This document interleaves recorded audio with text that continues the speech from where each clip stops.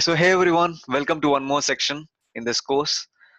So in today's class, what we are going to study is we are going to study as to how to connect to an EC2 instance if suppose you are using a Windows based machine. Because this entire course was aligned towards, recorded through a MacBook. So for Linux users, but then for Windows users, you may find it a little bit different when it comes to logging into an EC2 instance. And since I brought a brand new gaming PC, we are going to do that recording right now. Okay, so let's get started. So I'll be creating an EC2 instance, and then I'll be showing you as to how to log into it either by using one of the SSH tools. You can either use MobaXterm, which is free for 11 hosts that you can connect to. You also have Putty, which is being used by everyone. I don't know how it's pronounced. It's sometimes pronounced as Putty. Some people call as Putty. So I'll go with Putty. Okay. So let's get started. So the first step is to log into your AWS console. So I've already logged into the AWS console as a root user. So you guys should already be familiar about how to do that. So the next step is what we are going to do is logging into the EC2 dashboard. Okay. So let's go ahead and click on EC2 from under compute, or you can find it under services over here. Click on EC2. So let's get started by creating an EC2 instance. That to a Linux instance, not a Windows instance, a Linux instance. So here, let's click on launch instance and click on launch instance. So it's going to take you to the page where you need to choose the AMI. So we can either choose Ubuntu, you can use SUSE Linux, you can use Red Hat Enterprise, you can use Amazon Linux AMI. So in today's class, I'm going to go with Ubuntu just for a different variance in terms of the entire course. We have always been working with the Amazon Linux AMI. So in this particular lecture, we are going to go with Ubuntu 18.04. We also have one lecture in terms of Docker where we have CentOS machines. So in this particular lecture, we are going to go with Ubuntu 18.04, but they also support a previous version of Ubuntu, which is 16.04, which you can also find over here. You can also launch Windows server, which we will see in a later lecture. How do you log into a Windows server by using an RDP connection? But for right now, we are going to go with SSH connection in terms of Ubuntu server. So let's click on select. So we are going to go with T2 micro in order to stay within the free tier eligible criteria. Okay. So let's click on configure instance details. So most of these settings have been discussed in the previous lecture. So if you are familiar with the previous lecture, you'll be able to understand this in more detail. So it's just that nothing, we are choosing our network related configurations, which network we would like to place it in, whether this instance will get a public IP or not. And in this case, it will. You can attach any IAM roles that you would like to your instance in order to access any other AWS service. The shutdown behavior is stop right now. We are running it on a shared tenancy because we are not going to pay anything extra in order to have a single tenancy for ourselves, which is with dedicated host or dedicated instances. And in advanced details, you can always enter any kind of bash script that you would like in order to do any kind of bootstrapping right when the instance gets started. So we are going to leave all of these settings as default and start with only one instance. In terms of the storage, we are going to go with 8 GB of storage, but you can always see that the volume type can be general purpose, provisioned IOPS or magnetic for the root volume. For any additional volume that you create, you can always go with cold hard disk or throughput optimized hard disk. Okay. But for this particular use case, we are just going to go with one root volume with general purpose SSD with 8 gigs of storage.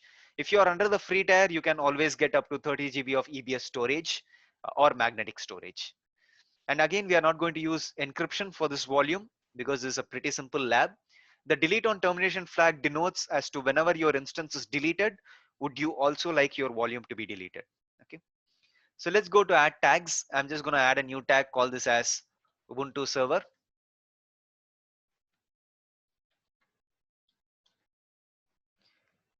In the security group, you are going to ensure that port 22 is open only to my IP address. It's a very good practice that you do this. In fact, it's one of the best practices when it comes to launching an EC2 instance to always have SSH port open only to your IP address. I'm just going to call this security group as Ubuntu SG. So don't worry, in regards to the security group, you can always create as many security groups as you like, and you don't have any charges for security groups. So let's click on review and launch, and let's click on launch. We are going to choose a key pair. In this particular case, since it's a brand new system, I don't have a key pair. So therefore, I'm going to create a new key pair. I'm going to call this key pair as Windows Machine Akshay KP. Let's download the key pair. So you can see right now that the key pair is downloaded in the PEM format, and we are going to use PuttyGen in order to convert this into PPK format. Let's click on launch instances right now. So while the instance is launching, let's go ahead and download Putty, which also installs PuttyGen for us. So open up a new tab and start typing Putty download. The first link, putty.org. Let's click on that. You can download Putty from here. Let's click on this. And you can always take a look at the 64-bit and the 32-bit installer. Let's click on the 64-bit installer for 0.74 version. It's downloading that version. So let's wait for a little bit of time. Yep, the download is complete. Let's open up Putty. Let's click on next, next, install.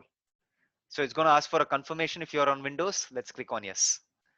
So let's click on finish. So right now Putty is downloaded. It's installed properly. So let's take a look at whether our instance has been launched or not. So when you're in your EC2 dashboard, you should be able to see that your instance is up and running. It's in the initializing state for the status checks. Let's give it some time until this status check comes to 2 out of 2 complete.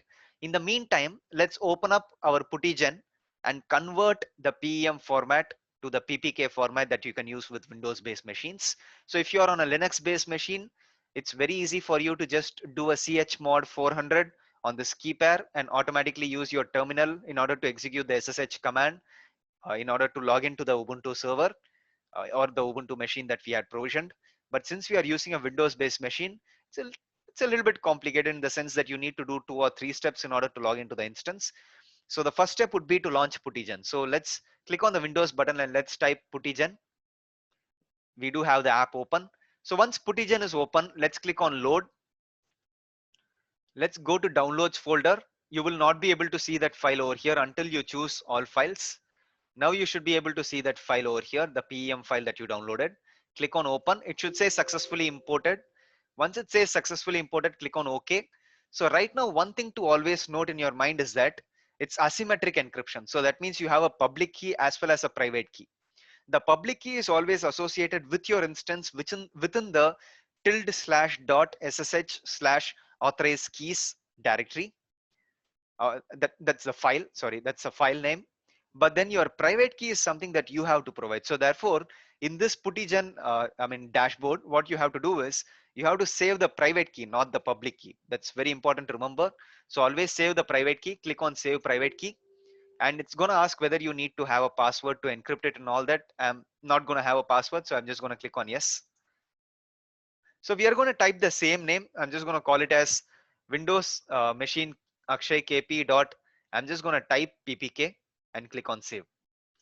So now we have the PPK file for this particular key pair. So let's click on close for Putty keygen. Now let's open up Putty. So let's put the Windows button and type Putty.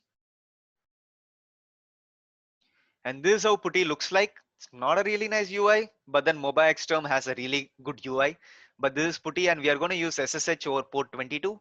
The host name, you have to form it in such a way that it's able to properly connect to that respective user at that respective IP address. So the IP address that we are going to use over here is the public IP address of the instance, which is over here. It's 100.25.165.129. And at the same time, the user for Ubuntu operating system, the default user is Ubuntu. But for Amazon Linux, the default user is EC2-user. For CentOS machines, the default user is CentOS. And for Alpine Image, the default user is admin. Okay, so these are some things to remember. You can always find this in the AWS docs.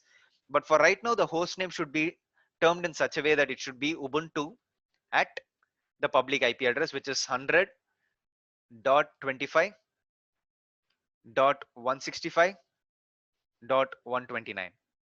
This is how you form the host name. And then you go down to the SSH on the left side navigation bar. You click on auth, don't expand auth, click on auth, click on browse, and go ahead and choose your key pair from the downloads directory, which is your PPK file, and click on open and click on open for your session. So automatically it should give this host security key alert. Just add that fingerprint onto your host, which will add it to the known host file.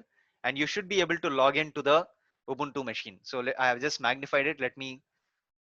Yep. So right now you should be able to see Ubuntu at the private IP of this machine. So you can start working with the Ubuntu operating system. You can start doing any Linux commands that you would like ls, or you can go into the / directory and start typing ls. You'll be able to see all of the machines directories. Okay. So this is how you log into an instance which is in the cloud, which is a Ubuntu based operating system based machine, and you do it from your Windows based machine by using a tool called as Putty. And you guys will be able to follow along with every other command that we do, because while using the Linux based operating system, which is my MacBook, I was using the terminal for most of the time, but I wanted to show you a session wherein you are able to go ahead and connect to this machine by using a tool called as Putty. So the final step is to destroy the entire infrastructure. So close Putty, close the session, go back to your Ubuntu server, click on Actions, Instance State, Terminate, and click on Yes, Terminate. Okay. So that's it. We are done with the lab. So I hope this was pretty informative for you as to how to install Putty, how to log into a Linux-based machine by using the tool called as Putty from a Windows-based machine. Okay. Thank you guys. I'll catch you in the next section. Stay safe and take care.